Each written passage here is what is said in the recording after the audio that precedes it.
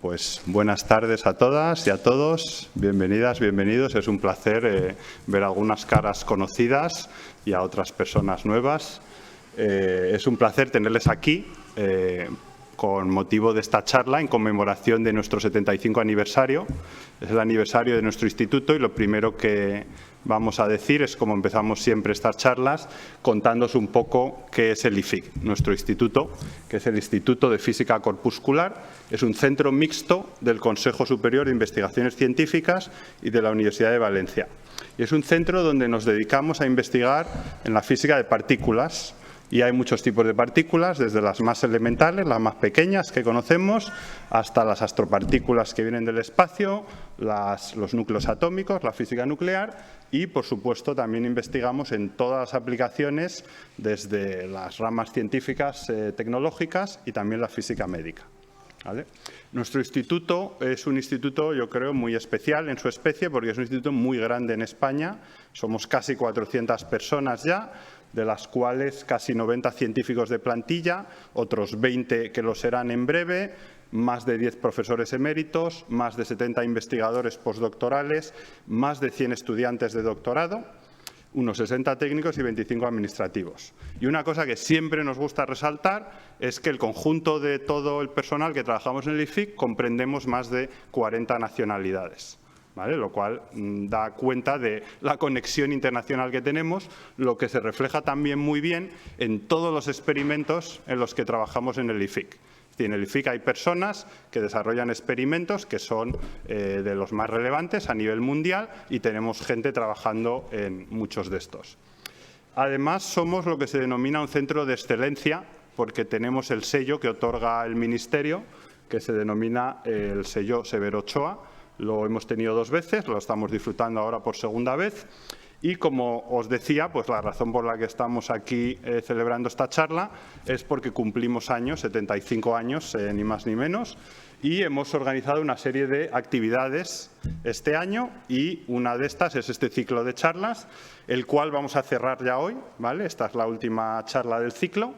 Entonces vamos a repasar que en este ciclo hemos tenido 4 ponentes, el cuarto es Alberto hoy, pero empezamos con Carmen, que está hoy en la audiencia también, que nos dio una visión, ¿no?, de las partículas, cómo detectar las partículas elementales. Seguimos con Juanjo, que nos contó un poco de todo sobre el universo.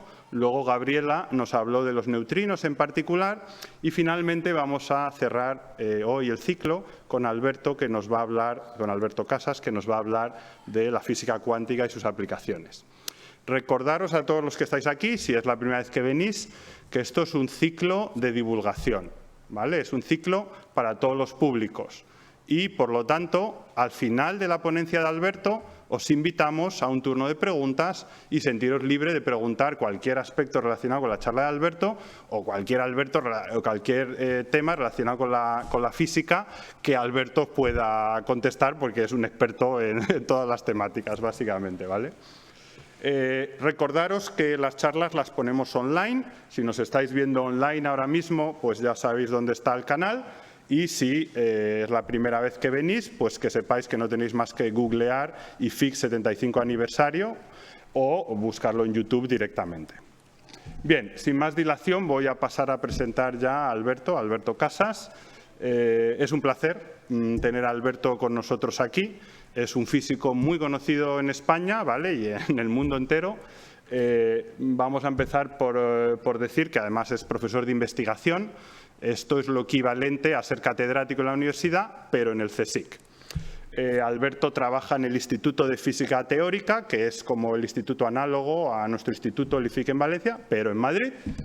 Y, bueno, pues ha sido director del mismo y, además, su trayectoria en investigación es muy amplia, porque es un experto no solo en partículas elementales, pero también en cosmología y también en las complicaciones que tiene la física cuántica. Ha trabajado en centros de gran renombre internacional, como el CERN, como la Universidad de Oxford y de California, y además pues ha sido visitante en tantos otros centros internacionales. Muy importante a resaltar de Alberto es que, además de su gran carrera científica, además es un gran divulgador. Alberto ha contribuido a la divulgación en español muy enormemente y, de hecho, es autor de varios libros, entre los que me gustaría destacar El lado oscuro del universo, el LHC y la frontera de la física y la revolución cuántica. Además de estos libros, que alguno de vosotros lo ha traído por ahí, que lo he visto antes, pues bueno, tiene una faceta divulgativa muy proactiva y sale en medios de comunicación habitualmente. Hoy nos va a hablar de un tema fascinante, que son los ordenadores cuánticos. Esto corresponde a una tecnología revolucionaria, pero que está ahora mismo en los albores, están haciendo. Entonces, ¿cuál es la verdadera dimensión de esta tecnología? Pues está bajo discusión y es justo lo que nos va a contar Alberto hoy. ¿En qué consiste esta tecnología? ¿En qué se basa? Se basa en la mecánica cuántica y Alberto nos va a contar precisamente qué es esto de la mecánica cuántica. Sin más dilación, Alberto, el escenario es tuyo, por favor.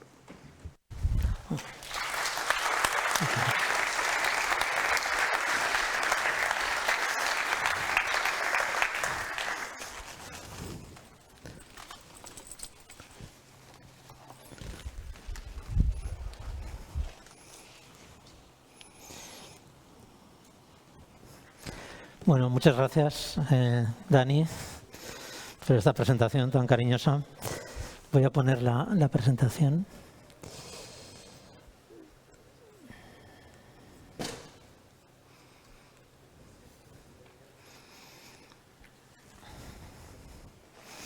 Bueno, lo primero de todo, la verdad es que es un placer estar aquí en la celebración del 75 aniversario del IFIC, porque no sé, el IFIC para mí, aunque nunca he sido miembro del IFIC, pero es casi como si fuera mi segunda casa, porque he venido mucho por aquí, tengo muchos amigos en el IFIC, he colaborado y sigo colaborando con gente del IFIC y la verdad es que es siempre un placer venir. Así que, bueno, lo primero de todo, felicidades al IFIC, además está por ahí su directora. Y, en fin, es realmente una alegría poder compartir con vosotros este año así tan especial. Entonces, bueno, como ha dicho Dani, vamos a hablar de física cuántica y ordenadores cuánticos, con este subtítulo, magia o realidad.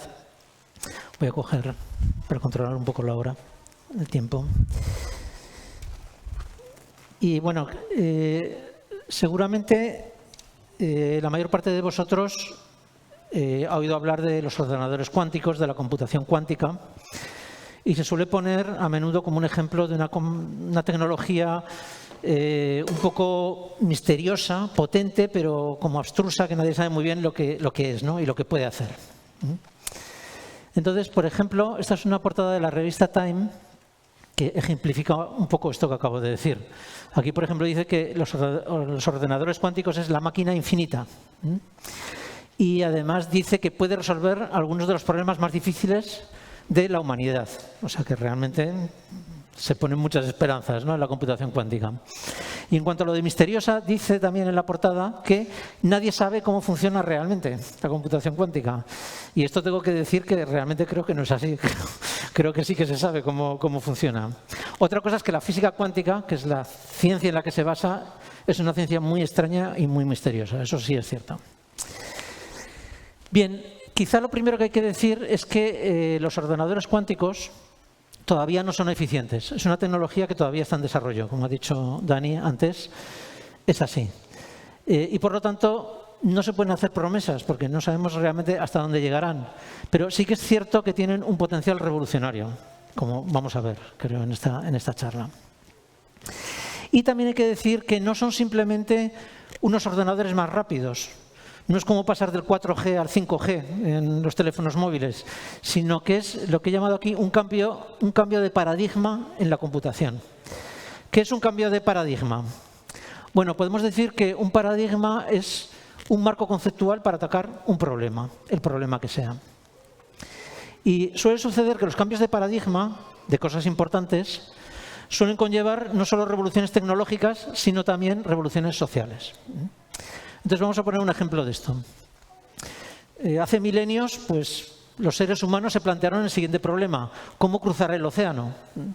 Bueno, digamos que el afán de expansión de los seres humanos pues les llevó a cruzar el océano en algún momento, ¿no? Esto naturalmente era un problema. ¿Y cómo lo resolvieron? Bueno, pues el paradigma con el que lo resolvieron fue el barco. Estos eran los primeros barcos, por ejemplo, barcos egipcios.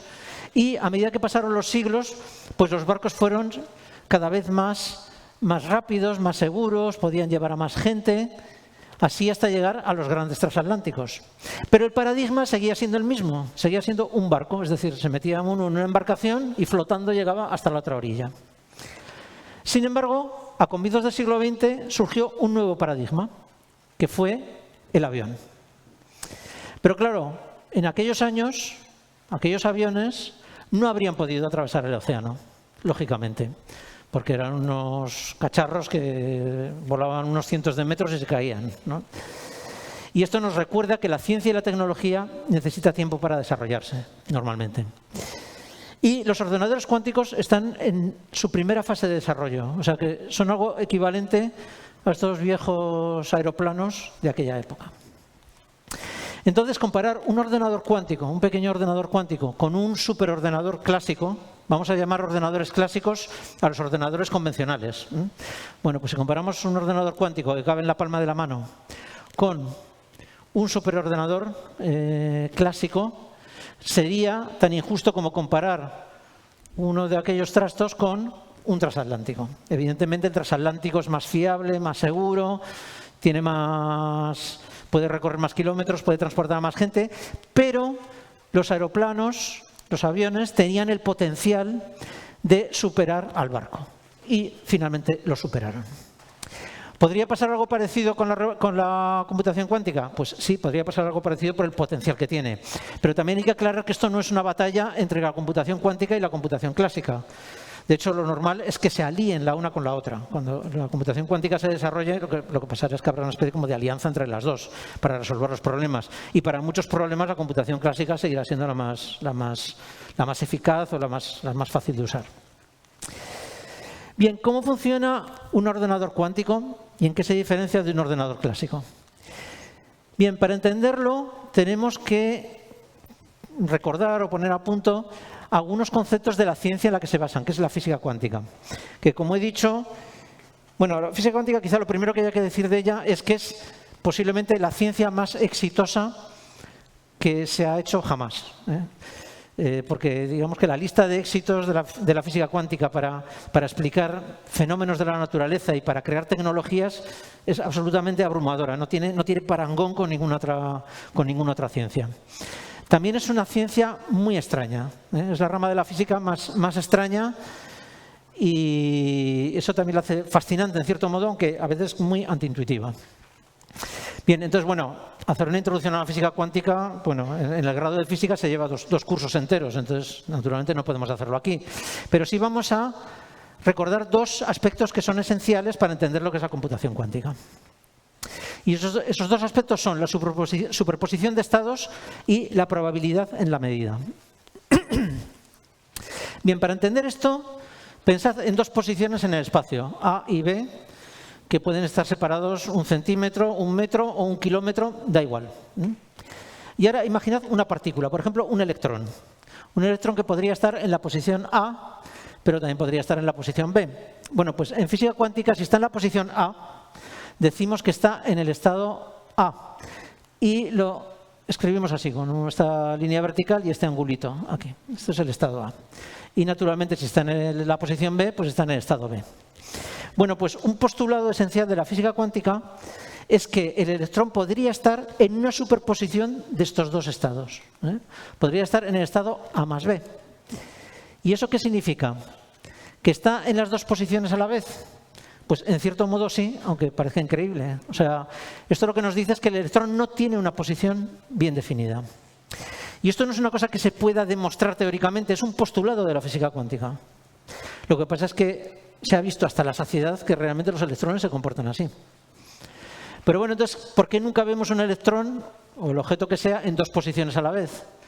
Bueno, pues que resulta que, este es el segundo postulado importante para nosotros de la física cuántica, cuando un observador mira a este electrón, se produce lo que se llama el colapso del estado. Y entonces el electrón que estaba compartiendo, digamos, había dos posiciones coexistiendo en su estado, pues colapsa en una de las dos posiciones de forma aleatoria, perfectamente aleatoria. 50% de que aparezca en A, 50% de que aparezca en B. O sea que, en cierto modo, los observadores en física cuántica tienen una especie de poder mágico, la verdad, porque cuando simplemente por observar un estado, el estado cambia. Pasa de ser A más B a ser solamente A o a ser solamente B. Cuando decimos observador, bueno, casi todo el mundo entiende que no hace falta que sea un observador humano. Un detector, por ejemplo, pues también vale como observador. Pero el hecho es que cuando se detecta el electrón decide manifestarse en una posición u otra de una manera totalmente aleatoria.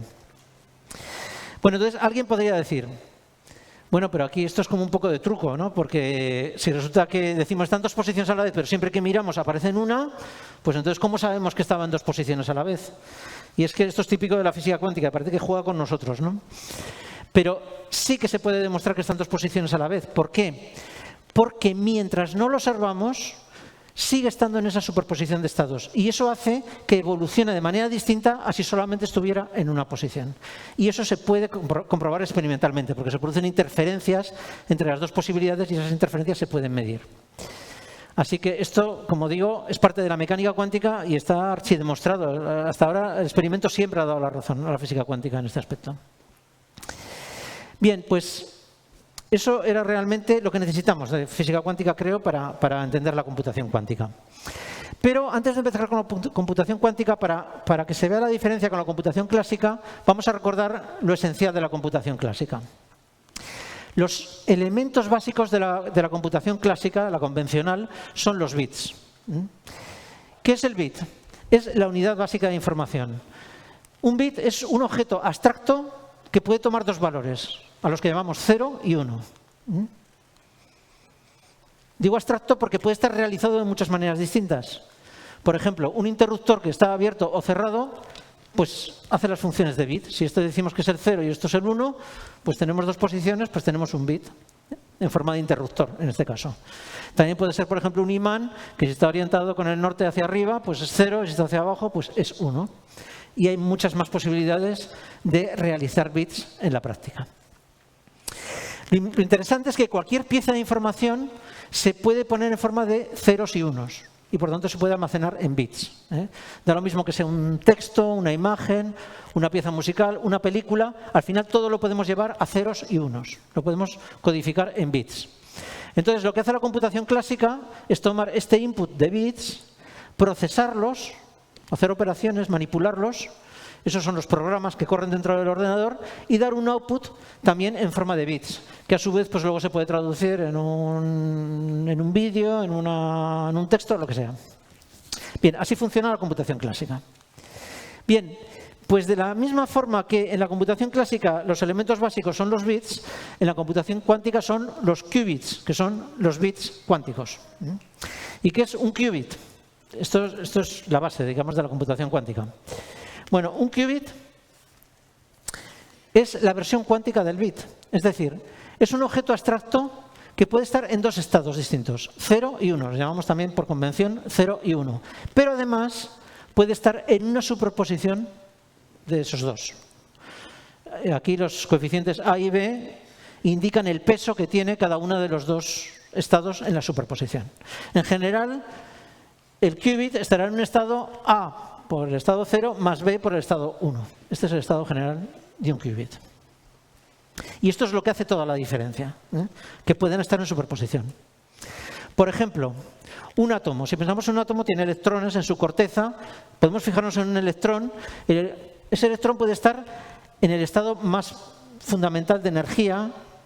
Puede ocupar ese estado, le llamamos E0, pero también podría estar en el primer estado excitado. Bueno, pues si al primer estado, cuando el electrón está aquí, le llamamos el 0, y cuando está aquí le llamamos el 1, esto es un qubit, porque es un estado cuántico que tiene dos posibilidades, el 0 y el 1. Pero además, para que realmente sea un qubit, hace falta que lo podamos poner en una superposición de estas dos posibilidades. Y en este caso se puede hacer. Y estos dos estados pueden formar un qubit. Bien, otro ejemplo importante es el spin del electrón.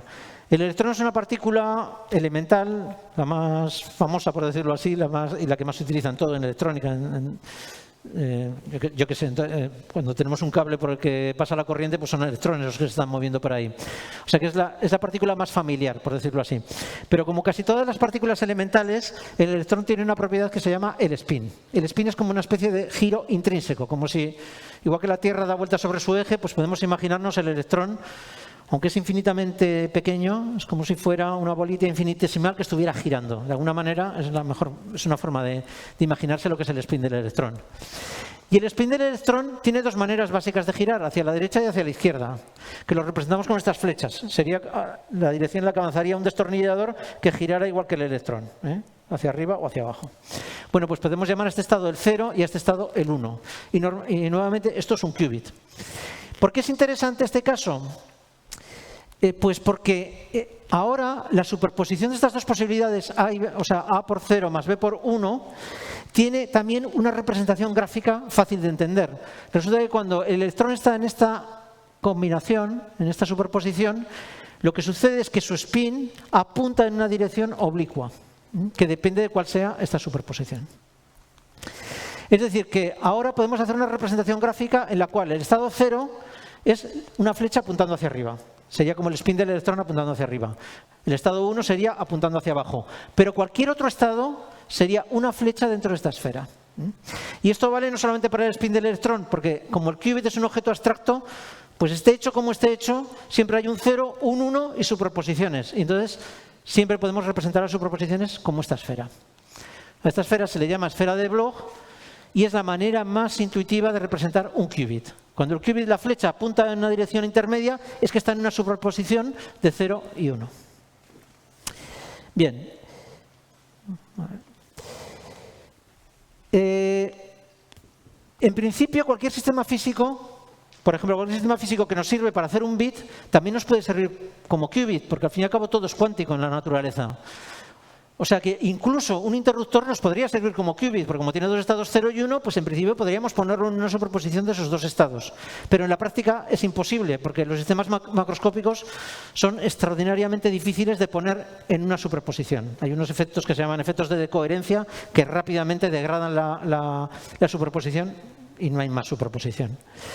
Entonces es difícil conseguir objetos que realicen un qubit en la práctica, es decir, que tengan dos estados y que los podamos poner en una superposición. Cuando se puede hacer, entonces sí que tenemos qubits. Y un ordenador cuántico es simplemente un conjunto de qubits cuyos estados se pueden manipular. Eso es un ordenador cuántico. Luego volveremos sobre esto. Bien, ¿cómo se realizan los qubits en la práctica? Bueno, una posibilidad es la que he dicho antes de los niveles atómicos. En la práctica, en vez de átomos, se utilizan iones, porque los iones son simplemente átomos cargados, o sea, átomos a los que les falta o les sobra un electrón, y entonces tienen carga eléctrica. Y eso hace que sean mucho más fáciles de manipular. Pero por lo demás tienen niveles energéticos y es todo igual. Entonces, aquí tenemos, por ejemplo, una hilera de iones atrapados, estos son átomos cargados, y para cada uno de ellos, pues podemos considerar los dos primeros estados, llamarles 0 y 1, y eso es un qubit. Y se pueden formar combinaciones, se pueden formar superposiciones de estos dos estados. Otro ejemplo son los fotones. Los fotones tienen dos tipos de polarización, hacia la derecha o hacia la izquierda, pero un fotón también se puede poner en una superposición de las dos polarizaciones. Luego también sirven como qubits. Y otro ejemplo importante son los circuitos superconductores. Este es, de hecho, digamos, la tecnología más habitual para construir ordenadores cuánticos. Los circuitos superconductores están hechos de materiales que a bajísimas temperaturas conducen de manera perfecta la electricidad, pero además se comportan de manera cuántica. Y según los estados de los circuitos, según cómo sea el dispositivo, puede ser de una manera u otra, pero al final siempre el qubit es un circuito que puede estar en dos estados diferentes, que hace las veces de 0 y 1, y también se pueden poner en superposición. Bien, comparemos un momento lo que es el bit con lo que es el qubit. Un bit, como sabemos, es un objeto abstracto que puede tomar dos valores, 0 y 1. Sin embargo, un qubit puede tomar infinitas, puede estar en infinitos estados, porque aquí en esta esfera vemos que puede apuntar la flecha en cualquier dirección, hay infinitas direcciones. Y esto da una idea de que la información que puede almacenar un qubit, digamos que puede gestionar un qubit, es increíblemente mayor de la que puede almacenarse en un bit. Podemos decir, por poner una analogía, que un qubit es algo parecido a un reloj analógico, en el cual la aguja puede estar señalando no solamente a cualquiera de las 12 horas, sino también cualquier posición intermedia. La aguja de un reloj puede estar en infinitas posiciones y puede almacenar infinita información. Pues algo así sería un qubit. Pero, sin embargo, los qubits tienen una limitación importantísima. ¿Y cuál es esa limitación? Pues recordad que podemos tener un electrón en una superposición, pero cuando el observador lo mira, colapsa en una de las dos posibilidades. Bueno, pues de la misma manera, un qubit puede estar en una superposición arbitraria, pero cuando lo observamos, es decir, cuando medimos el qubit, salta o bien al 0 o bien al 1, y salta de manera aleatoria. La probabilidad depende de los pesos relativos de A y B, pero es aleatoria. Entonces, esta cantidad ingente de información que había ahí casi que se pierde en su totalidad cuando medimos. Es como si en este reloj, que funcionara perfectamente, cuando miramos la hora, imaginar este reloj que funcionara perfecto, pero cuando vamos a mirar la hora tuviera la mala costumbre de que entonces salta a las 6 o a las 12. Entonces, ¿de qué nos sirve este reloj, no? Es un reloj que funciona a las mil maravillas, pero cuando lo miramos siempre nos da las 12 o las 6, de manera aleatoria, además. En fin, entonces esto no sirve para nada. Entonces, bueno, nos habíamos puesto así como muy contentos de que los qubits son increíbles y ahora de repente los qubits no valen para nada. Entonces, ni una cosa ni otra. ¿Por qué? Porque mientras el qubit no sea medido, sí que conserva toda esa información y se puede manipular. Entonces, digamos que el arte, porque en cierto modo en parte es un arte de la computación cuántica, es manipular los qubits sin medirlos, porque cuando se miden colapsan, para realizar las operaciones que queramos y luego al final hacer una medida que sí que tenga significado. También nos tenemos que ingeniar para que la medida final nos dé una información que sea realmente útil y con significado. Se puede decir que la información que almacenan los qubits se parece a la memoria RAM de un ordenador o de un teléfono móvil, que es útil para realizar cálculos, pero luego al final se borra. Pues algo parecido sucede con la información que almacenan los qubits. Bien, hemos hablado de un qubit, pero realmente lo interesante de los qubits es cuando se consideran colecciones de ellos, que es lo que es un ordenador cuántico.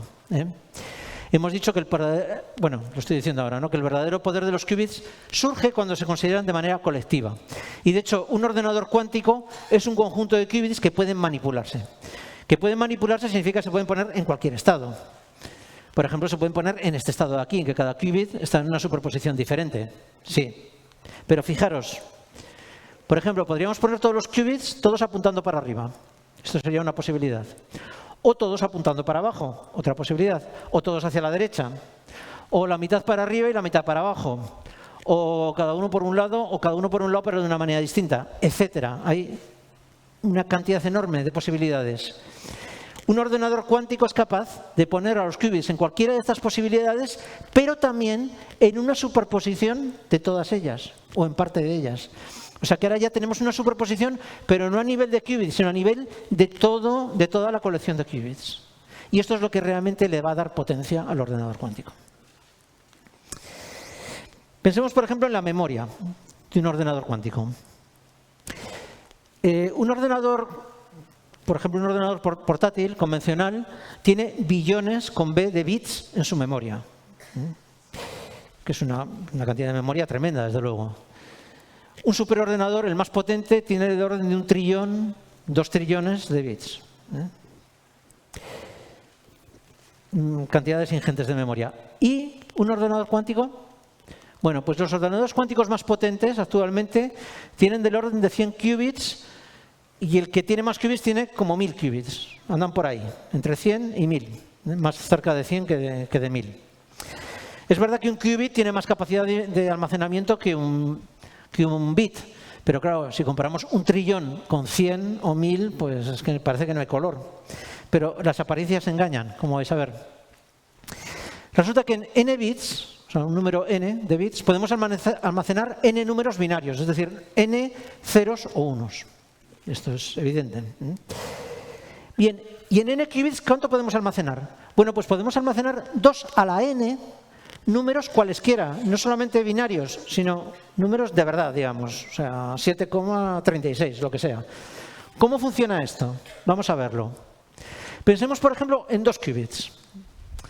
2 qubits pueden estar en uno de estos 4 estados. Por ejemplo, el primero en 0 y el segundo también en 0. O el primero en 0 y el segundo en 1. O 1, 0 o 1, 1. Tenemos 4 posibilidades. Bien. Pero también puede estar en una superposición de estas 4 posibilidades, de estos 4 estados. Y estos coeficientes son arbitrarios. Entonces, en este estado podemos almacenar 4 números, que son estos 4 coeficientes. Fijaros que la información se almacena no en los qubits en sí mismos, sino en los coeficientes de la superposición en la que se encuentra, en este caso, esta pareja de qubits. O sea que tenemos 2 qubits, hemos dicho 2 a la n, pues 2 a la 2, 2 al cuadrado es 4. Efectivamente, podemos almacenar 4 números, pero no números binarios. Aquí estos números pueden ser números cualesquiera. ¿Qué pasa, por ejemplo, con 4 qubits? Aquí tenemos 16 posibilidades. 0000, 0001 y así hasta el 1111. Entonces, el estado más general posible es una superposición de estas 16 posibilidades y, por lo tanto, podemos almacenar 16 números. Y así, a medida que aumenta n, el número de qubits, aumenta el número o la cantidad de números que podemos almacenar. Como veis, sigue esta regla. Para n qubits, 2 a la n números. La ventaja cuántica aumenta de forma exponencial. Por ejemplo, ya hemos visto que para 2 qubits podemos almacenar 4 números. 4 qubits, 16 números. Bien, pues por ejemplo, 60 qubits pueden almacenar tanta información como el superordenador más potente del mundo. Esta es la magia del crecimiento exponencial. Naturalmente, los ordenadores clásicos también se hacen cada vez mejores. Se miniaturizan más, se hacen más grandes, más rápidos, todo, por supuesto. Pero imaginemos el ordenador más gigante posible, la memoria más gigante que pudiera tener un ordenador clásico. Los ordenadores están hechos de semiconductor, básicamente de silicio. Bueno, pues imaginad que se pudieran miniaturizar hasta tal extremo que cada átomo de silicio funcionara como un bit, 0 o 1. Y utilizáramos para ese superordenador el silicio de toda la Tierra, es decir, de toda la corteza terrestre hasta 20 kilómetros de profundidad. Toda la Tierra haciendo de superordenador. Bueno, pues la cantidad de bits que habría ahí almacenados serían equivalentes a 143 qubits. Todavía más salvaje. Imaginemos el universo entero, el universo observable, y cada partícula del universo, cada partícula, cada electrón, cada protón, todo, cada una de ellas que funcionara como un bit. Esto ya sería como el ordenador cósmico, digamos, absoluto. Bueno, pues la cantidad de memoria que tendría ese superordenador es equivalente a 273 qubits. Y ahora hay ordenadores cuánticos hasta de 1000 qubits. O sea, que es que está claro que a la larga, o sea, al final la memoria que tienen los ordenadores cuánticos barre completamente a los ordenadores clásicos. Ahora, no hay que lanzar las campanas al vuelo porque recordemos que lo que sucede, y esta es una de las grandes limitaciones, digamos, de la computación cuántica, es que cuando se mide se pierde la información, o se pierde mucha de la información. Por ejemplo, podemos tener una combinación de estos 4 estados y almacenar 4 números, pero cuando midamos estos qubits colapsarán a uno de los 4 estados y se habrá perdido la información de estos 4 numeritos. Entonces, sí, pueden almacenar información, pero al final se pierde. Pero mientras no se mida, es información útil que se puede aprovechar.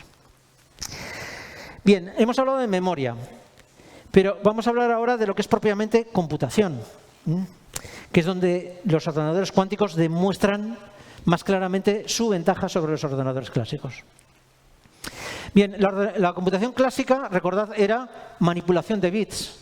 Bueno, pues la computación cuántica es manipulación de qubits, simplemente.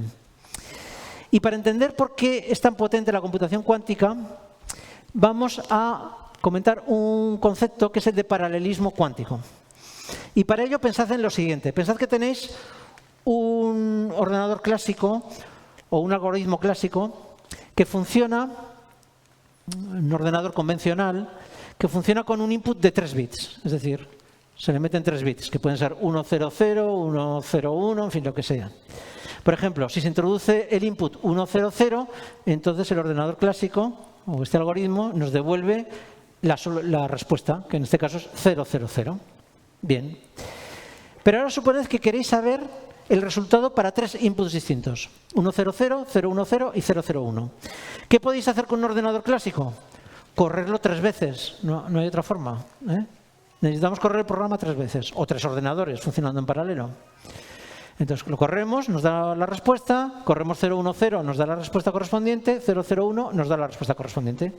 Bien, se ha triplicado el tiempo de cálculo. ¿Qué podríamos hacer con un ordenador cuántico?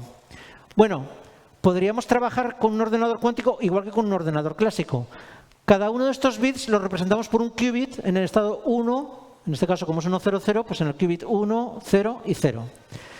Se lo enchufamos al algoritmo, al ordenador, y nos devolverá 3 qubits en los estados 0, 0 y 0. Y así con el resto. Esto se puede hacer, pero es absurdo porque estamos utilizando el ordenador cuántico como uno clásico. Entonces no nos da ninguna ventaja. Pero podemos hacer algo también muy astuto, que es crear una superposición de estos 3 estados. Y esta superposición es la que le enchufamos al algoritmo, al ordenador. Como los estados se pueden poner en superposiciones, pues lo ponemos en la superposición de estos 3. ¿Y qué es lo que nos devuelve? Pues nos devuelve la superposición de los 3 outputs, de las 3 respuestas que necesitábamos. Entonces, de una sola vez hemos calculado las 3 respuestas. Esto parece ciencia ficción, pero esto desde luego sí que se hace en los ordenadores cuánticos todos los días. Pero no solamente superponiendo 3 estados, sino que aquí como todo crece de manera, digamos que crece de forma geométrica, pues lo que sucede es que, por ejemplo, cuando se tienen 50 bits, se pueden formar combinaciones, superposiciones de trillones de trillones de trillones de estados. O sea, una cosa verdaderamente descomunal. Y se pasan por el ordenador cuántico y realmente calcula de una sola vez los trillones de respuestas. O sea, esto es así. Así funciona la mecánica cuántica. Parece increíble, pero esta es la realidad. Problema, el de siempre, que al medir se pierde la información. Es decir, en este caso sí nos devuelve esto, efectivamente. Pero cuando vamos a medir, resulta que nos colapsa en uno de los 3 estados. Y entonces no nos ha servido. Lo hemos hecho, pero al medir se ha perdido esa información. Bien, esto demuestra que aprovechar las ventajas de la computación cuántica requiere mucho ingenio. Hay que manipular los qubits de manera astuta para que cuando al final se mida, lo que obtengamos tenga significado y realmente nos dé respuesta a algún problema. Y en ese sentido, hay algunos algoritmos que gente muy brillante ha desarrollado o ha inventado, que son hasta ahora los que mejor funcionan. De hecho, la mayor parte de los algoritmos cuánticos son versiones, más o menos versiones, de estos 2 que voy a mencionar ahora. Uno es el algoritmo de Shor, que es un algoritmo de factorización de números primos, bueno, mejor dicho, factorización en números primos, y otro es el algoritmo de Grover, que es un algoritmo de búsqueda. Fueron desarrollados en los años 90, y desde entonces yo creo que no ha habido realmente una aportación a este nivel de otro algoritmo cuántico que sea tan interesante como estos. Se han hecho cosas interesantes, modificaciones, en fin, de todo, pero realmente estos son los más básicos y siguen siendo extraordinariamente potentes y versátiles para aplicar en muchas cosas. Entonces vamos a comenzar hablando del algoritmo de Grover, este de aquí. Es un algoritmo de búsqueda. ¿Esto qué significa? Significa que el problema que resuelve es encontrar un elemento dentro de una colección. Entonces, por ejemplo, imaginad que tenéis una página web que la podéis utilizar para encontrar teléfonos de personas. Pero es una página web un poco perversa y no podéis meter el nombre de la persona y que os dé el número de teléfono. Funciona al revés.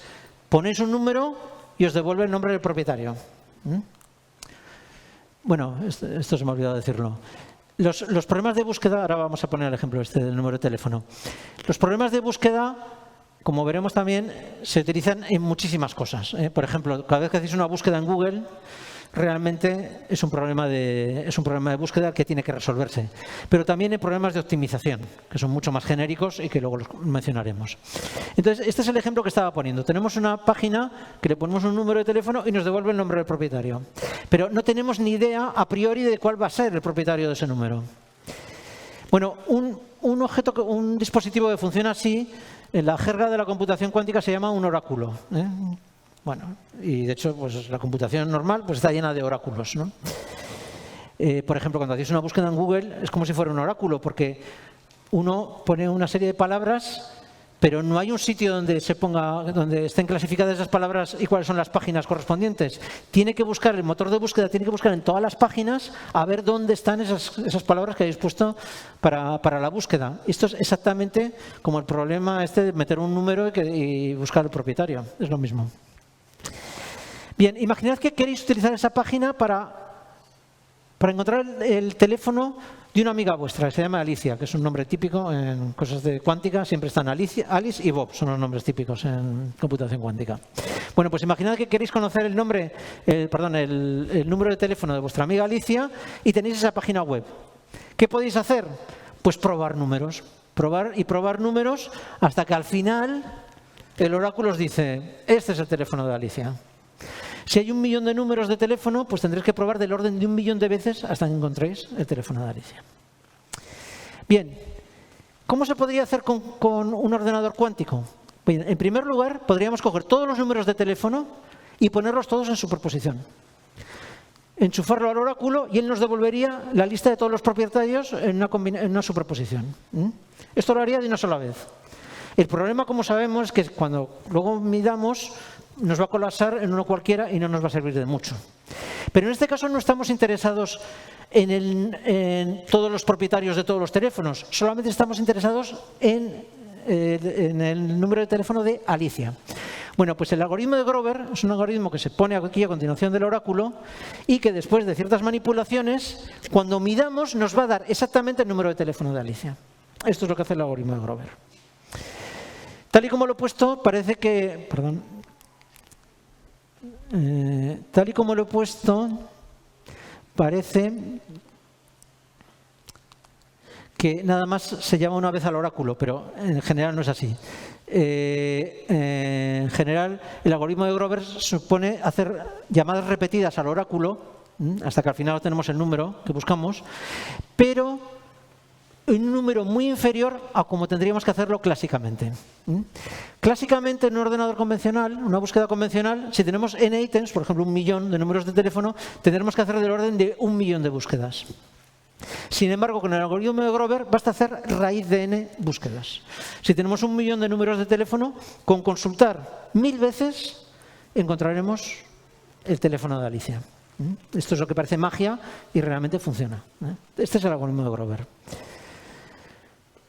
Como decía, este algoritmo, cuando los ordenadores cuánticos funcionen como tienen que funcionar, porque de momento tienen errores, luego lo comentaremos, pero cuando funcionen como pueden funcionar, cuando se hayan resuelto, o sea, cuando trabajen de manera más fina, realmente esto puede facilitar, pues, por ejemplo, las búsquedas en Internet, por supuesto, pero también problemas de optimización. ¿Un problema de optimización qué es? Pues cuando uno tiene un problema que resolver, encontrar, por ejemplo, la estrategia mejor para resolver ese problema.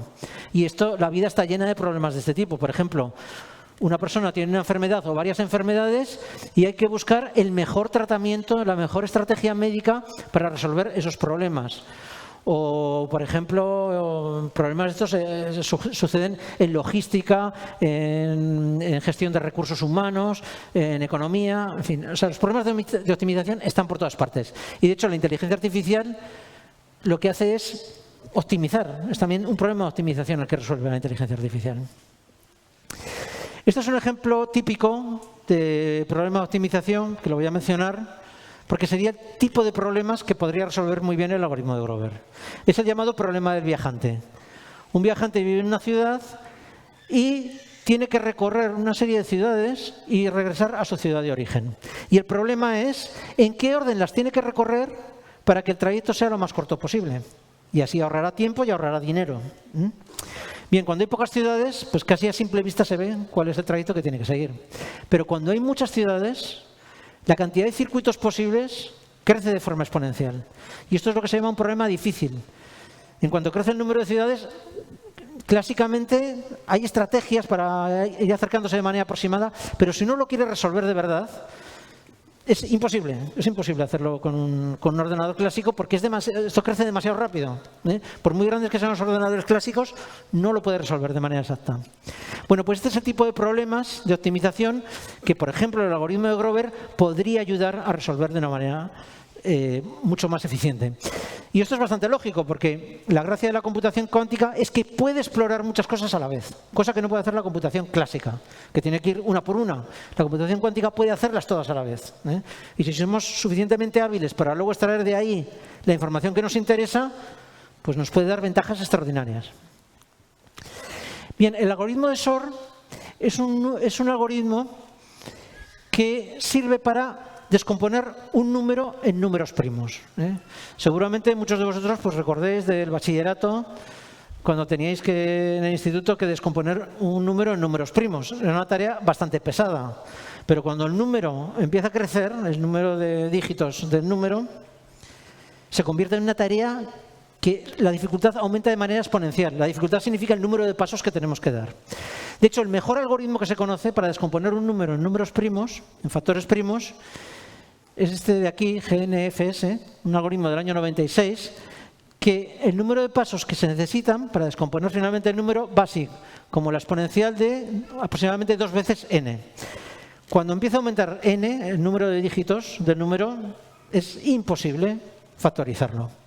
Y esto, de hecho, tiene utilidad, porque, de hecho, todas las estrategias de encriptación de, por ejemplo, un teléfono móvil, cuando mandamos un WhatsApp o cuando hacemos una transferencia bancaria, toda esa encriptación se utiliza un método que se llama RSA, que se basa en que la factorización en números primos es extraordinariamente difícil.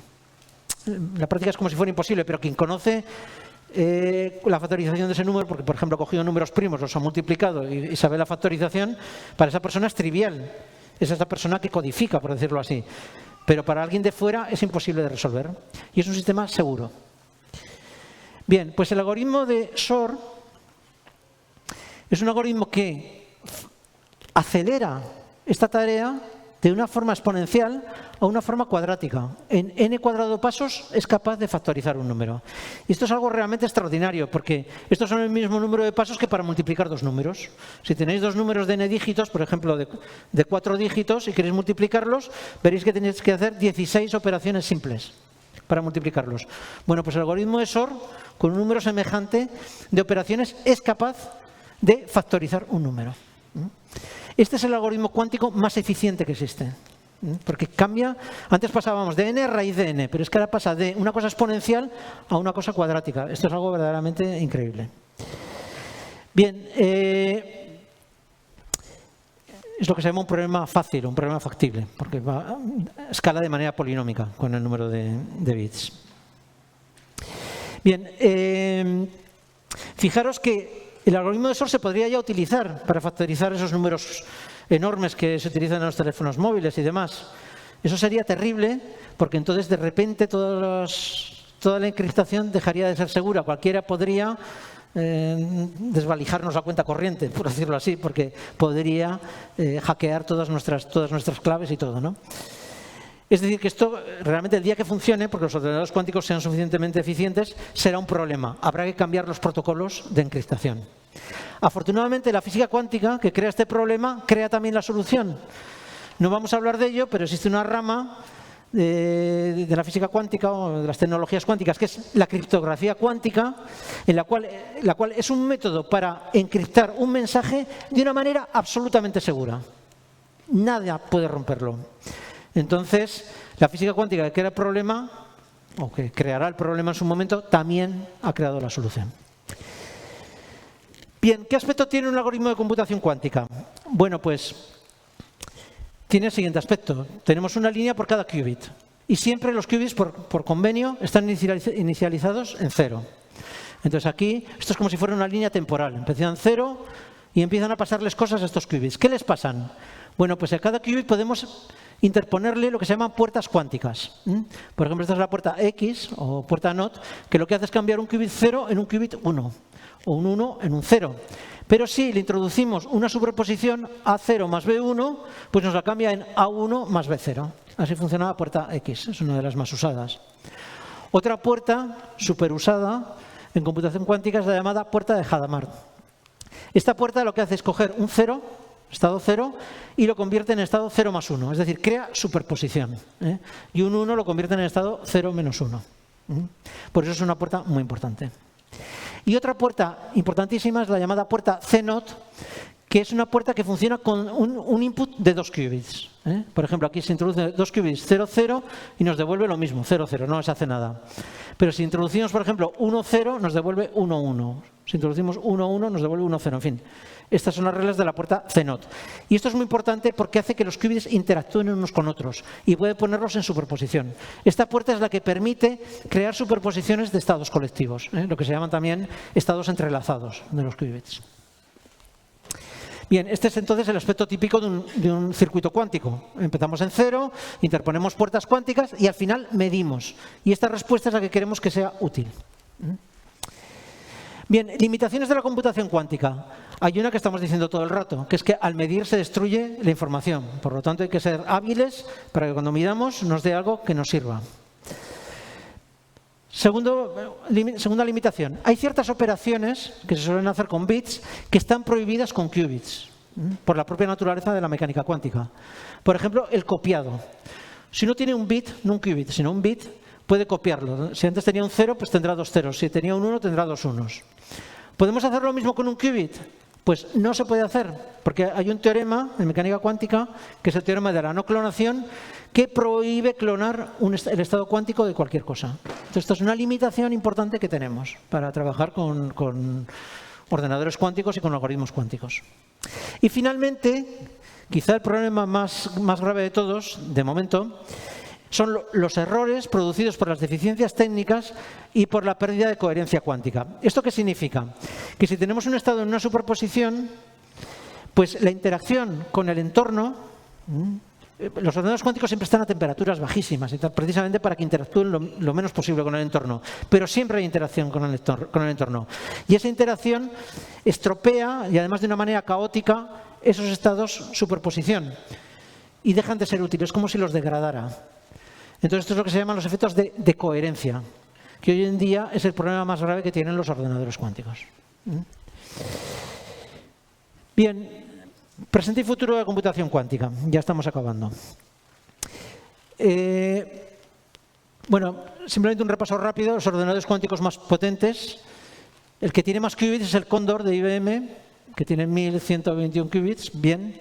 Pero este ni siquiera es el mejor ordenador de IBM. El mejor ordenador se llama Heron y tiene 156 qubits, pero son mejores que estos de aquí. Tienen menos errores, más rápido, en fin, tiene más conectividad. O sea que no todo es el número de qubits, también es la calidad de esos qubits. Estos son todos ordenadores superconductores, son qubits superconductores. Otros ordenadores importantes, superconductores, por ejemplo, el Eagle de IBM fue el primero en superar en 2021 los 100 qubits. El Sycamore de Google, de 53 qubits, fue el primero en realizar una tarea que ahora mencionaré, que es lo que se llamó supremacía cuántica en su momento, ahora diré lo que es. Y este, por ejemplo, el ordenador chino, que no sé cómo se pronuncia, Chusonxi, bien, tiene 105 qubits y de buena calidad. Qubits fotónicos, pues el más importante ha sido uno que estaba en China, Yushang, 76 qubits, y desde 2022 es este de aquí, Borealis, de la empresa Xanadu, en Canadá.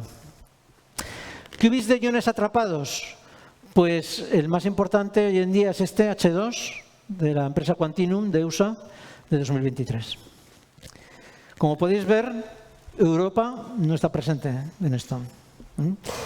Hay que decir que Europa llegó tarde, o me parece a mí, a esta revolución, pero de alguna manera sí que se ha puesto las pilas después, y ahora mismo sí que hay muchas iniciativas europeas para construir ordenadores cuánticos. En España también se está haciendo, y entonces las cosas están cambiando, afortunadamente. Pero de momento nos llevan delantera. Bien, esto de la supremacía cuántica que mencionaba antes es que en octubre de 2019 este ordenador, Sycamore de Google, fue el primero en realizar una tarea que un ordenador clásico necesitaba mucho más tiempo para realizarla. Y esto es lo que se llama supremacía cuántica. Claro, era una tarea diseñada a idea para que fuera especialmente fácil de realizar en este ordenador cuántico y fuera especialmente difícil y antipática para un ordenador clásico. Pero claro, hablar de supremacía cuántica es un poco ridículo, porque si el criterio es que hay un cálculo que puede hacer un ordenador cuántico mejor que uno clásico, bueno, pues hay miles de millones de cálculos que hacen mejor los ordenadores clásicos que los cuánticos. Entonces deberíamos hablar de supremacía clásica hoy en día. O sea que esto es una forma de hablar, simplemente, pero simbólicamente sí que tiene importancia. Más adelante, el año pasado, este ordenador también de Google, Willow, realizó una tarea todavía mucho más imposible de realizar por un ordenador clásico en muy poco tiempo. O sea que digamos que acentuó esa supremacía, digamos, entre comillas. Bien, en el futuro es imposible predecir cuándo los ordenadores cuánticos serán plenamente operativos, pero todavía se tardarán unos años. ¿Por qué? Por los errores que decía antes, debidos a la decoherencia y a otros factores. Entonces, hoy en día se trabaja en muchos frentes. Uno de los frentes más importantes es mejorar los qubits, que tengan cada vez menos errores. También se trabaja en el software, es decir, en los códigos, concretamente en lo que se llaman códigos de corrección de errores. Aunque tengan errores, pues hay circuitos cuánticos que corrigen esos errores. El problema es que para corregir errores hacen falta más qubits, lo que se llaman qubits auxiliares. Entonces, hoy en día, para que un ordenador cuántico pudiera realmente ser útil, necesitaría millones de qubits bien conectados, además. Y eso, hoy por hoy, no lo tenemos. Pero a medida que el error de los qubits o de las puertas cuánticas vaya disminuyendo, pues resultará que con menor número de qubits, con unas decenas de miles de qubits, se podrán hacer ya cálculos realmente interesantes e importantes.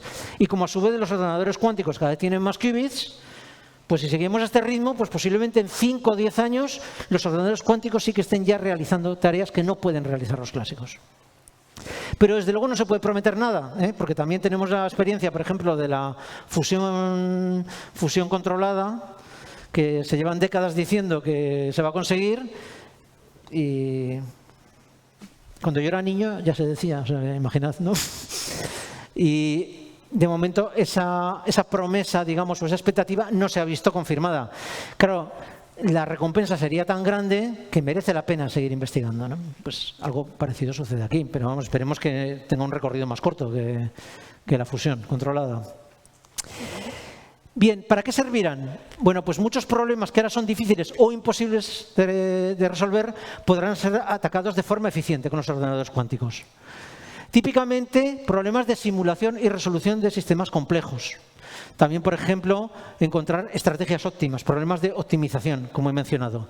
Esto tiene utilidad, por ejemplo, en biología o para tratamientos médicos, como he mencionado, pero en otras cosas. Por ejemplo, el clima del planeta es un sistema terriblemente complejo.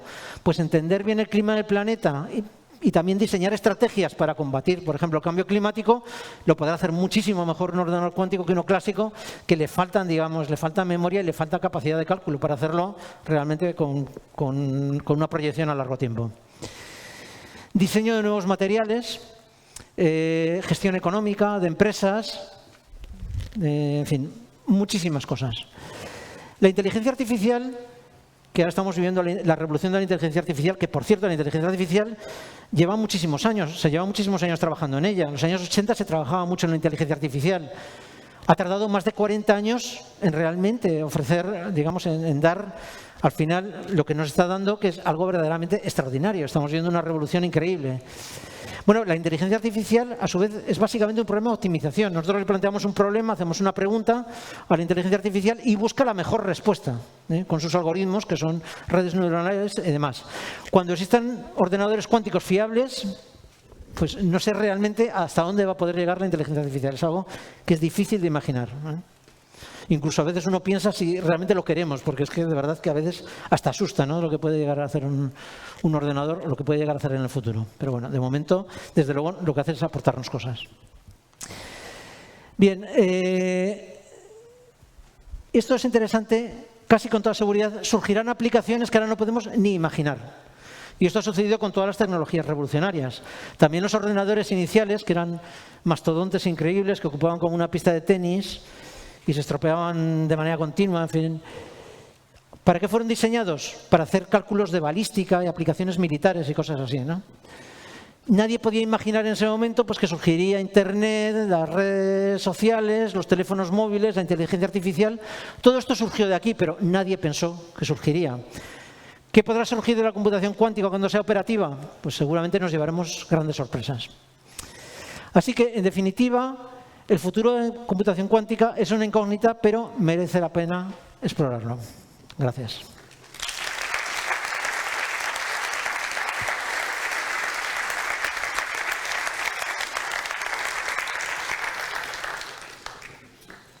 Muchísimas gracias, Alberto. ¿Se me oye?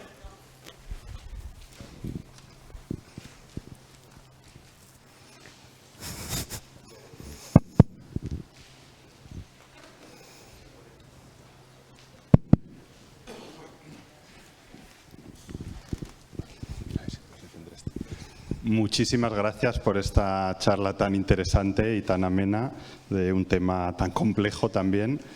Abrimos ahora turno de preguntas. Entonces, bueno, pues aquí tenéis a Alberto.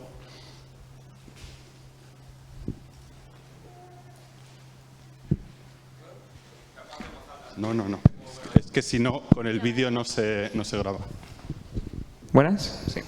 Bueno, lo primero, darte la enhorabuena por transmitir un tema tan complejo de manera tan amena. Y quería preguntarte, has hablado de distintos tipos de qubits, de superconductores, de iones. Sé que también está el de tipo topológico que sacó Microsoft hace unos meses. Quería preguntarte un poco por dónde se está apostando más y cuál está afrontando mejor este problema de la decoherencia. Bueno, eso es, por ejemplo, una incógnita de al final qué tecnología de qubits será la dominante o la que sea más efectiva. Ahora mismo hay como varias en competición y cada una tiene sus ventajas y sus inconvenientes. De momento la dominante son los qubits superconductores porque son los que son más fáciles de escalar y es más fácil de conectarlos. En fin, o sea, tienen ventajas, pero por ejemplo tienen más de coherencia que los qubits de iones atrapados. Son más limpios los qubits de iones atrapados. También los fotones son más limpios.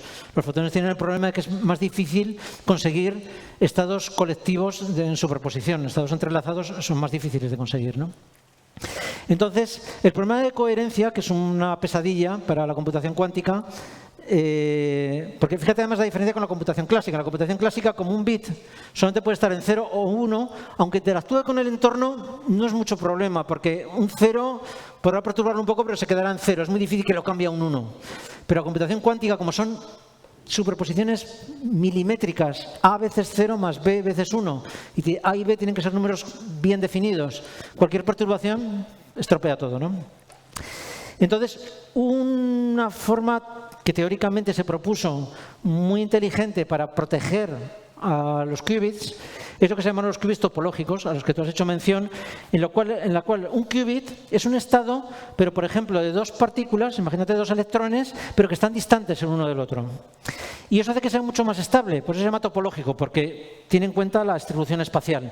Porque si un electrón interactúa con el entorno, eso no va a modificar el estado, tendría que modificar los dos a la vez y de una manera muy concreta para que se estropeara.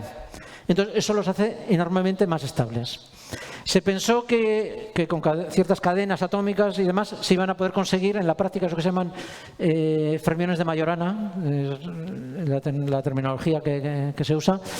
Pero de momento la verdad es que yo creo que no hay nada operativo. Es verdad que Microsoft hace no mucho anunció que tenía qubits de Majorana operativos, pero la verdad es que no lo he seguido mucho. Me parece que eso está todavía como un poco, me parece que había un poco también ahí de sensacionalismo, que es lo que pasa también con todo esto. Como están todas las compañías compitiendo, todas quieren marcarse algún tanto, ¿no? Pero de momento yo creo que es una especie de promesa teórica, una posibilidad teórica, pero que de momento no se ha materializado, yo diría.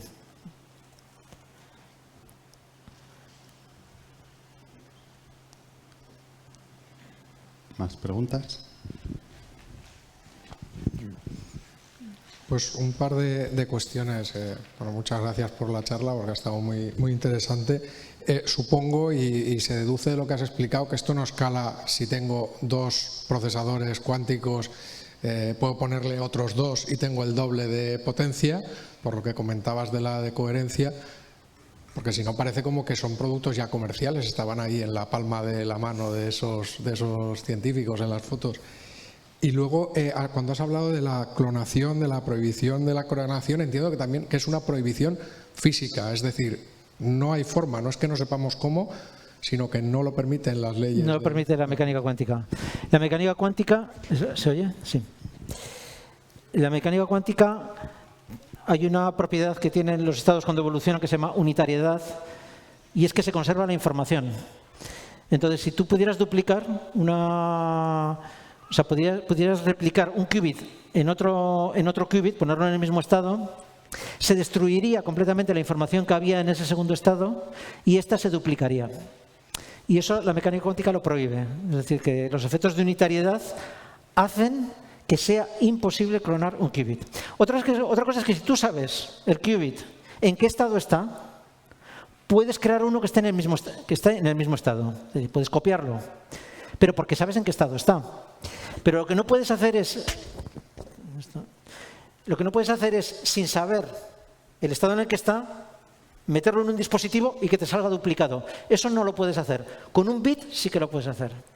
Y con un qubit, si está en 0 o en 1, nada más, también puedes hacerlo, porque funciona como un bit. Pero como está en una superposición, se te ha fastidiado. Y esto es una limitación importante que tiene Esto es una limitación que te da la física, efectivamente. Es la física cuántica la que te lo está diciendo y se ha visto efectivamente en la práctica que no es posible clonar. Se pueden hacer clonaciones aproximadas y cosas así, pero una verdadera clonación no se puede hacer. Y la otra pregunta, no me acuerdo cuál era. ¿Cómo escalar? ¿Cómo escala la potencia de estos ordenadores? Es que como la potencia de un ordenador cuántico es crear estados colectivos en superposición, hace falta que todos los qubits estén conectados entre ellos. Cuanto más conectados estén, mejor. Y de hecho uno de los parámetros importantes para ver lo bueno que es un ordenador cuántico es la conectividad entre esos qubits. Por ejemplo, Google tenía ordenadores cuánticos que tenían a lo mejor menos qubits que IBM, pero sin embargo el primer cálculo de supremacía cuántica lo hizo Google. Es posible que los qubits fueran mejores, pero sobre todo es que estaban mucho mejor conectados que los de IBM. Por eso pudieron hacer un cálculo más complejo que no podían hacer los de IBM. Entonces, claro, si uno tiene un ordenador cuántico y tiene otro, ponerlos juntos va a ser difícil. Hay ideas, por ejemplo, hay una cosa que se llama teleportación, que también es un fenómeno cuántico muy, muy interesante, en el cual el estado cuántico de un estado se puede transportar igual, idéntico. Parece una clonación, pero no lo es, porque donde estaba se destruye y aparece en otro sitio, pues eso se llama teleportación. Y entonces, utilizando teleportación, sí que se podrían poner distintos ordenadores cuánticos trabajando en cooperación, por decirlo así. Uno haría un cálculo, se lo pasaría a otro para que siguiera, sí que se podría hacer, pero esto ya sería como un estado ya todavía más avanzado, ¿no?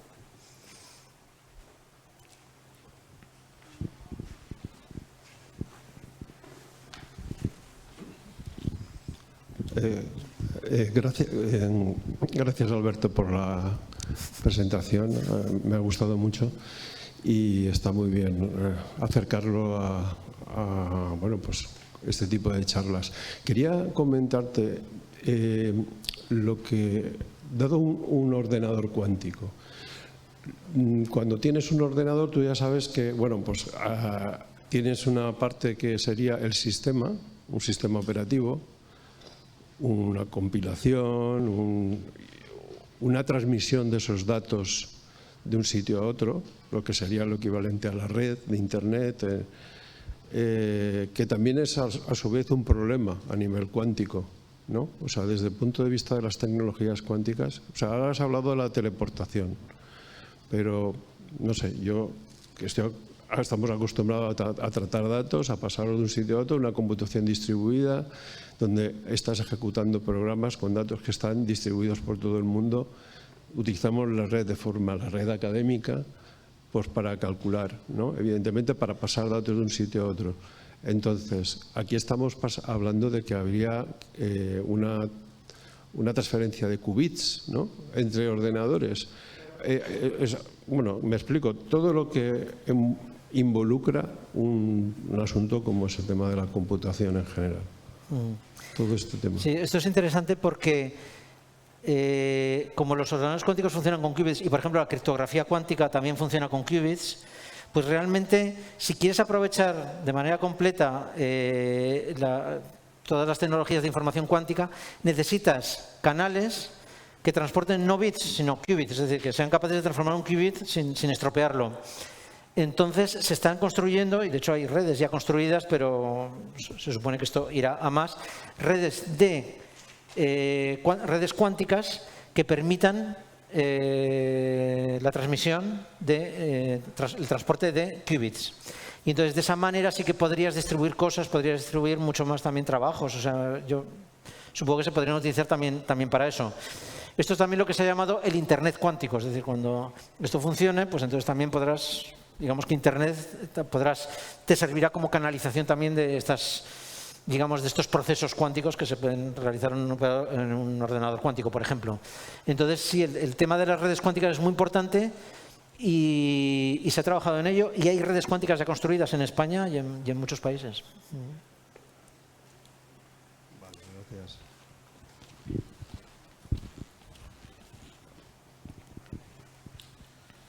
¿Más preguntas? A nivel práctico, ¿cómo se compara el coste de un superordenador con el coste de un ordenador cuántico? Y eficiencia energética, ¿cuánto consume un ordenador cuántico y cuánto consume un superordenador? Bueno, la verdad es que el coste así en euros, digamos, la verdad es que no te lo sé decir. Y a lo mejor es difícil de decir porque, bueno, no sé, es verdad que, bueno, a lo mejor no es tan difícil porque, por ejemplo, en Galicia hay un ordenador cuántico con una tecnología distinta, por cierto, se llama Quantum Dots, que está hecho por la marca Fujitsu. Es un ordenador japonés. Y me parece que les costó, pero estoy hablando un poco a voleo, como 10 millones de euros, algo así. Eso creo que fue el coste. ¿Cuánto cuesta un superordenador convencional? La verdad es que no lo sé, pero seguramente que andará por ahí el precio. O sea, yo no sé cuánto puede costar, pero será parecido. Pero claro, esta es una tecnología en desarrollo todavía, es muy difícil comparar. Lo probable es que cuando sea una tecnología operativa, seguramente serán más baratos, porque al final, digamos que lo que es realmente donde se realizan los cálculos de un superordenador es algo muy pequeño, es algo que cabe en la palma de la mano. Es verdad que necesitas un sistema criogénico para tenerlo eso muy frío, etcétera, etcétera, sistemas de control, etcétera. Por supuesto, no es simplemente en la palma de la mano tener un ordenador cuántico, pero desde luego ocupa muchísimo menos que un ordenador clásico. Y lo que no cabe duda es que consumirá mucha menos energía, eso sí que no hay ninguna duda. Un ordenador clásico consume muchísima energía, bestialidades. Sin embargo, un ordenador cuántico sí tienes que tenerlo a una temperatura muy fría, eso tiene un coste, pero sería muchísimo menor que en un ordenador clásico.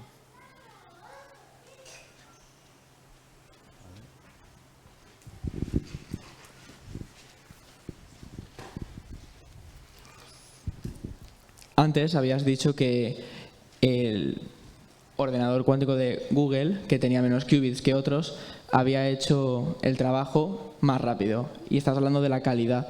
¿Cómo se mide la calidad de un qubit? Bueno, un ordenador cuántico, como hemos dicho, es una colección de qubits que pueden interactuar entre ellos. Entonces, ¿cómo se mide la calidad? Pues hay baremos que la gente utiliza para medir la calidad de un ordenador cuántico. Uno de ellos es el número de qubits. Cuanto más qubits tienes, pues mejor, evidentemente. Otro es la conectividad entre ellos. Tú puedes tener muchos qubits, pero que cada uno está nada más conectado con el vecino. Esto es un problema terrible porque cuando quieres conectar uno, y muchos algoritmos te obligan a conectar un qubit con otro qubit cualquiera, la única manera de hacerlo es a través de pasos, pasando por todos los qubits intermedios. Y cada vez que se pasa de uno a otro, los errores van aumentando. Y luego tienes que volver y otra vez tienes que pasar por todos. O sea, la conectividad es muy importante. Entonces, otro parámetro muy importante es la conectividad. Y finalmente, otro parámetro importante es el error en cada puerta cuántica. Antes hemos dicho que si tengo una puerta X, meto un 0 y sale un 1. Pero a veces no sale un 1, a veces sale también un 0. ¿Con qué probabilidad? Pues una vez de cada 1000 aproximadamente. Pero a lo mejor por un ordenador es una vez cada 500 y para otros una vez cada 2000. Eso es un factor importantísimo de calidad. Y eso está muy relacionado también con la rapidez. Porque, por ejemplo, los efectos de decoherencia tienen que ver con el tiempo que está interactuando con el entorno. Entonces, por ejemplo, actualmente un ordenador cuántico en 1 milisegundo ya la decoherencia es total, digamos. Eso significa que cualquier proceso que quieras hacer, cualquier algoritmo que quieras correr, como dure más de 1 milisegundo, ya no se puede hacer. Entonces, cuanto más rápidas sean las puertas, pues mejor. Cuanto mejor aisladas estén y el tiempo de coherencia sea mayor, mejor, podrás hacer más cosas. Entonces, esos 3 parámetros, el número de qubits, la conectividad y los errores, son los parámetros más importantes para definir la calidad de un ordenador cuántico.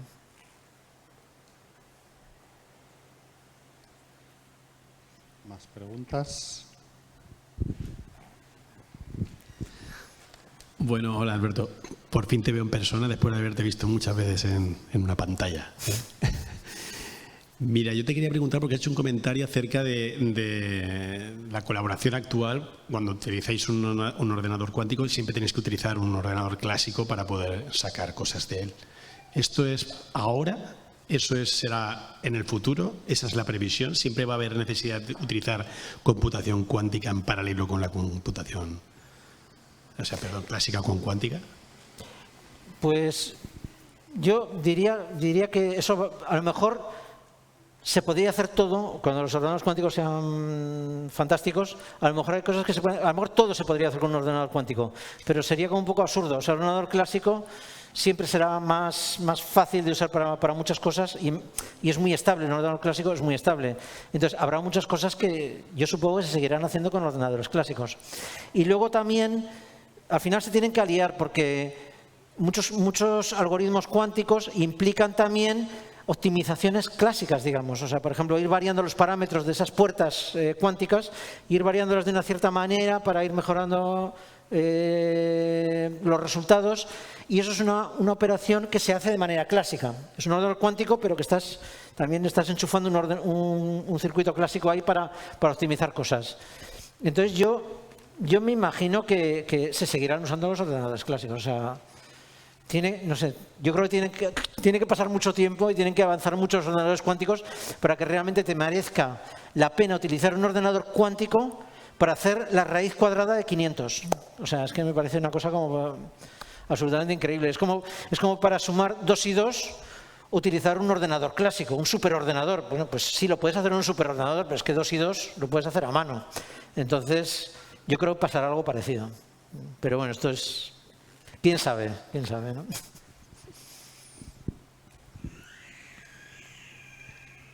¿Más preguntas? Yo tengo una un poco relacionada, Alberto, y es, por supuesto, uno de los objetivos es conseguir que los ordenadores cuánticos empiecen a funcionar pues más eficientemente, ¿no? Este tema de errores o la de coherencia, todo mejore, pero estamos hablando siempre de máquinas de laboratorio que siempre van a estar en un laboratorio por las condiciones que necesitan y para usarlo me tengo que conectar remotamente, ¿o hay alguna perspectiva de que, pues igual que los ordenadores iniciales de los años 40, 50, nadie podía pensar que eso pudiera llegar a nuestros hogares? ¿Hay alguna perspectiva basándose en el conocimiento actual de que esto se convierta en una tecnología de uso ordinario en las casas? Sí. Pues efectivamente ahora la gente lo concibe básicamente como que tú te conectas a un ordenador cuántico y te hace las cuentas que sean y pagas naturalmente por ello y precios altos además. Y los ordenadores clásicos efectivamente al principio eran así, eran monstruos que estaban en una universidad, en un centro de cálculo, en un banco, en fin, sitios así, ¿no? Pero nadie pensaba que los iba a tener en sus casas y mucho menos en el bolsillo, ¿no? Que es lo que es un móvil. ¿Podría pasar lo mismo con los ordenadores cuánticos? Yo creo que sí que puede pasar. Y de hecho hay ordenadores cuánticos, por ejemplo, de 2 qubits, que se comercializan y que los puedes tener en tu casa. Claro, no sé el grado de error que tienen, supongo que es grande, tienen 2 qubits nada más, o sea que eso limita bastante lo que se puede hacer con ellos. Y básicamente se utilizan como un recurso casi pedagógico, por ejemplo, en una universidad o en un instituto para enseñar a la gente joven pues estas cosas, ¿no? O sea que digamos que sirven como un recurso pedagógico, ¿no? Pero a medida que vayan mejorando, pues podrías llegar a tener un ordenador cuántico en casa, ¿no? Me imagino que al principio lo tendrían, como pasó con los ordenadores clásicos, lo tendrán al principio la gente muy especializada que hace cálculos muy técnicos y tal y que quiere tener en su casa el aparato que hace el cálculo, pero si la cosa sigue mejorando, pues al final lo tendremos en el bolsillo también. Podría ser. Ojalá. ¿Más preguntas?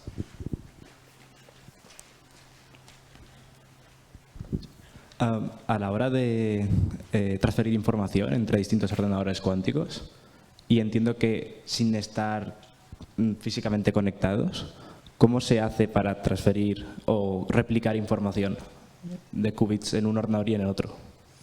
Bueno, actualmente no se hace. O sea, realmente los ordenadores cuánticos funcionan cada uno de manera individual.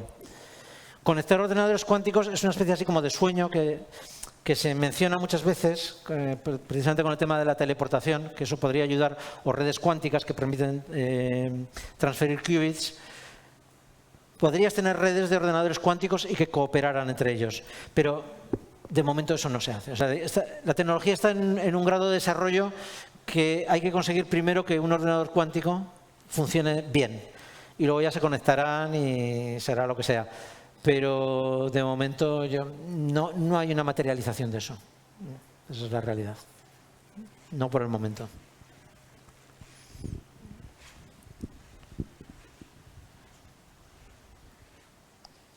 ¿Alguna pregunta más?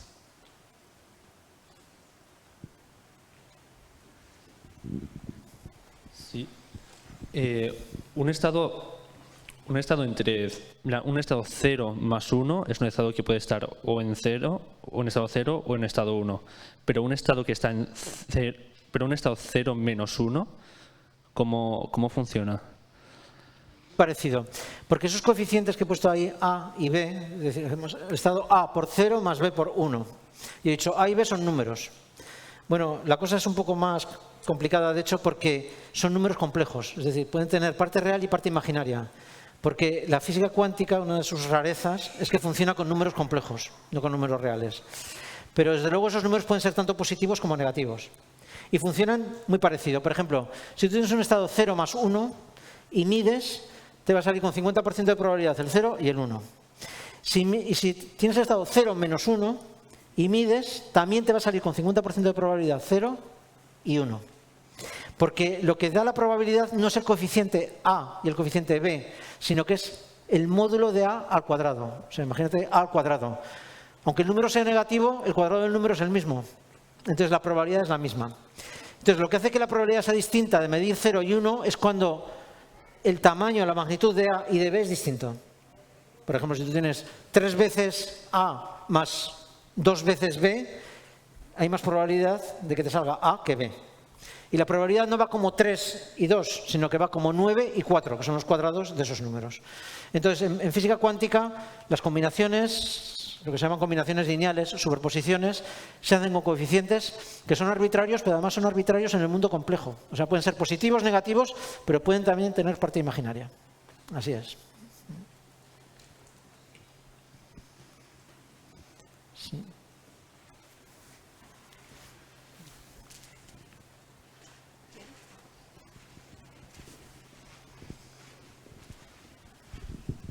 Sí, hola, buenas tardes. Muchas gracias por la conferencia. A mí el tema de la física cuántica me interesa mucho, o sea, y de la computación cuántica, en lo que se pueda parecer en la neurociencia al cerebro humano. Yo no sé qué nos podría decir al respecto, es decir, en qué se parece esto a cómo funciona la información que nosotros manejamos en nuestro computador que se llama cerebro, ¿no? Pues eso es un tema apasionante, desde luego, el cerebro humano. Y me encantaría ser un experto en ese tema, porque me parece un tema increíblemente apasionante. No sé hasta qué punto, desde luego se ha aprendido mucho en las últimas décadas sobre el cerebro humano.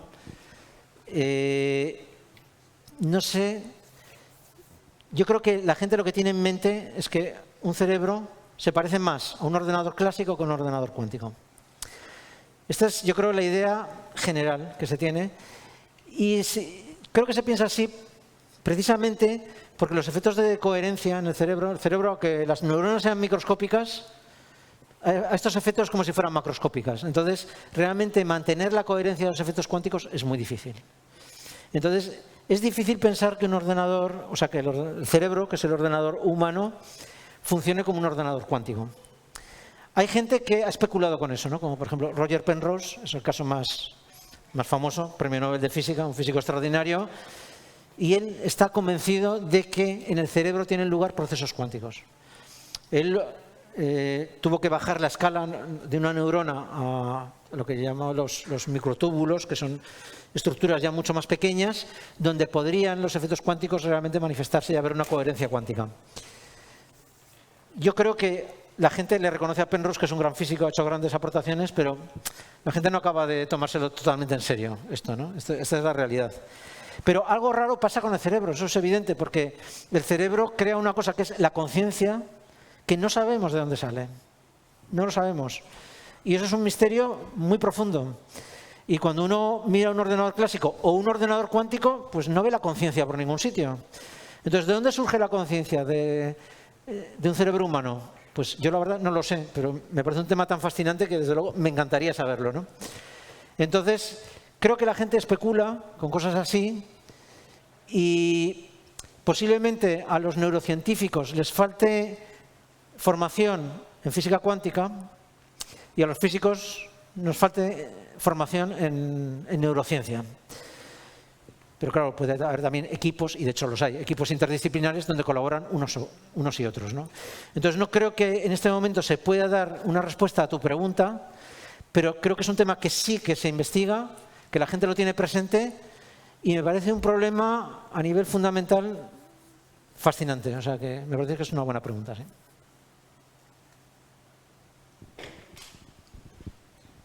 Disculpa, es que una de las cosas que me han interesado mucho precisamente es la analogía que puede haber entre, precisamente en lo que dices de la consciencia, ¿no? Es decir, si yo, dentro de toda la memoria que pueda guardar en mi cerebro, es decir, digamos que yo saco en este momento lo que a mí me interesa y no puedo pensar en ninguna otra cosa, es decir, toda la información que yo tengo en el cerebro se ha disuelto porque lo estoy concentrando exclusivamente en este momento, ¿no? Entonces, de alguna manera es eso lo que hace un ordenador cuántico, ¿no? Es decir, digamos que cuando se mide, se destruye una buena parte de la información, ¿no? Es una buena analogía, pero realmente como no sabemos realmente cuáles son están identificados más o menos geográficamente dentro de un cerebro, pero realmente no se sabe realmente qué es lo que hace que unos pensamientos uno sea consciente de ellos y otros no. ¿Cuál es la razón para que seas consciente de unos y de otros? Pero vamos, sí, es una buena analogía, la de cuando se mide de repente aparece una de las posibilidades, ¿no? Sí.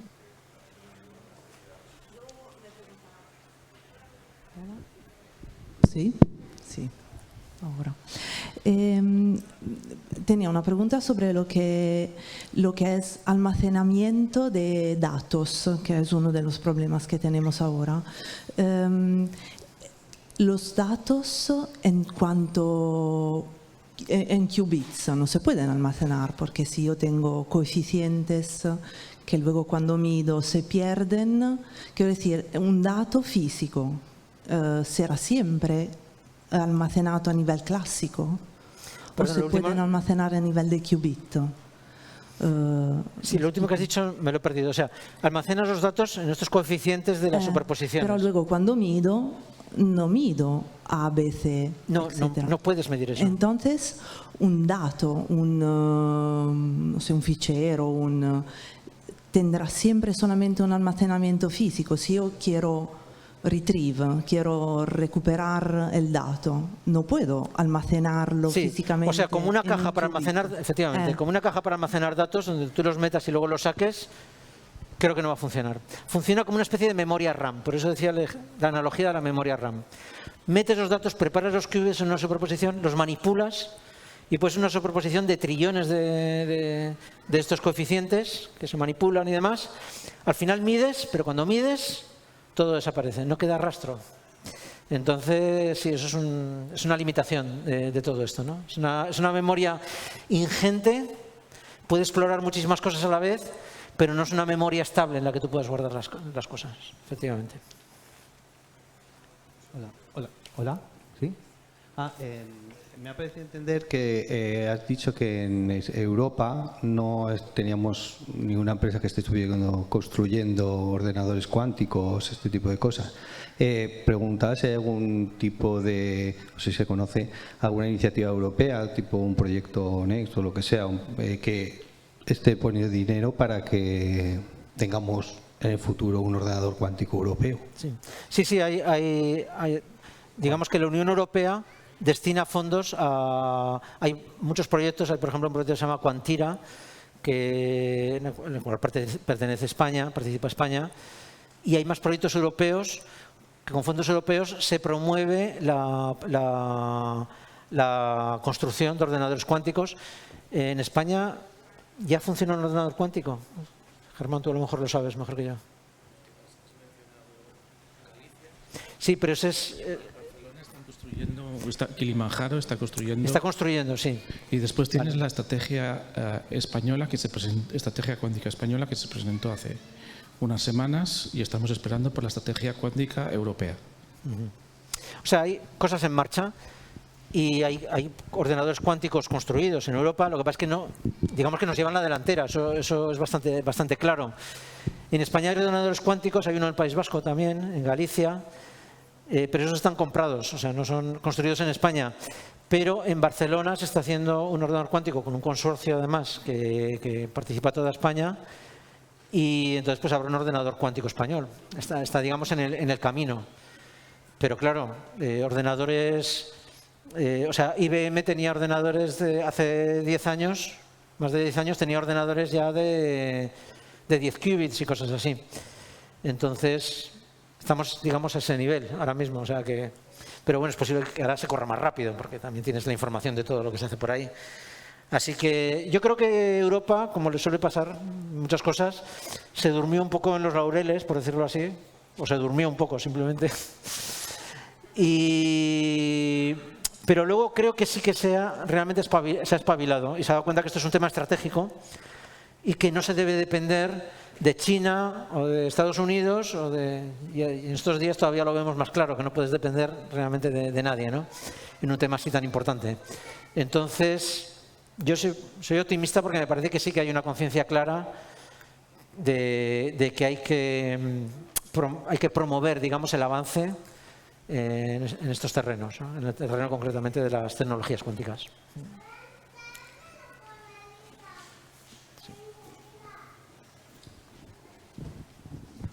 Hola, buenas. Los materiales de los que, bueno, no sé si depende del tipo de ordenador, de la estrategia, no sé, has dicho de iones, pero los materiales de los que están hechos, ¿se sabe más o menos en general si son un poco más sostenibles que los materiales de un ordenador normal? Bueno, desde luego, ya de entrada, como el tamaño es tan reducidísimo, o sea, es que compara una moneda con un ordenador que ocupa 3 pistas de tenis. O sea, eso ya te da una idea de que es seguro muchísimo más sostenible, ¿no? Y luego depende efectivamente del tipo de tecnología, ¿no? Los ordenadores superconductores, la verdad, es que no sé qué material superconductor es el que está ahí funcionando. No estoy seguro, pero vamos, será algún tipo de metal o de aleación o algo así, ¿no? O sea, no veo que sea un material especialmente contaminante ni nada por el estilo. En el caso de los iones atrapados, el material son 30 átomos puestos en línea, o sea, 30 átomos no es nada, o sea, que eso es una cosa completamente... el caso de los ordenadores cuánticos fotónicos, imagínate, están hechos de luz. La luz no es contaminante, ¿no? Es luz, simplemente que además desaparece. Entonces yo diría que las tecnologías que hay actualmente, o por ejemplo los quantum dots, básicamente son trampas de silicio en las que caen los electrones y tienes ahí el spin de un electrón. Y el silicio es uno de los materiales más vulgares, digamos, que hay en la Tierra, ¿no? O sea que yo creo que sí que son totalmente sostenibles. Yo creo que digamos que el efecto, la huella que pueden tener de carbono es en los sistemas que se tienen para enfriarlos, etcétera. que eso sí que tiene un coste energético y eso tiene que salir de algún sitio. Pero en general, como decía antes, el coste energético de un ordenador cuántico, cuando funcionen bien sobre todo, pero va a ser seguro inferior al de un ordenador convencional. Una última pregunta.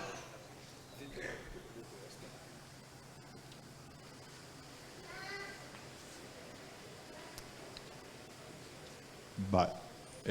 Pues creo que no veo manos levantadas, entonces yo creo que ahora nos toca darle un gran aplauso a Alberto, que se lo ha ganado.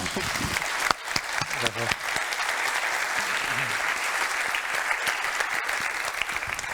Agradeceros a todas y a todos vuestra asistencia. Esta es la última charla del ciclo, pero la verdad es que estamos muy contentos con el resultado y lo que hemos pensado es que el año que viene vamos a hacer otro ciclo, no por nuestro 76 aniversario, simplemente porque creemos que como Instituto de Física Fundamental, pues en parte esto es lo que podemos dar a la sociedad, ¿vale? Dar este tipo de charlas. Entonces, aunque no tenemos fechas concretas, que sepáis que la idea va a ser seguir en Valencia haciendo este tipo de ciclos de manera anual, ¿vale? Muchas gracias por venir.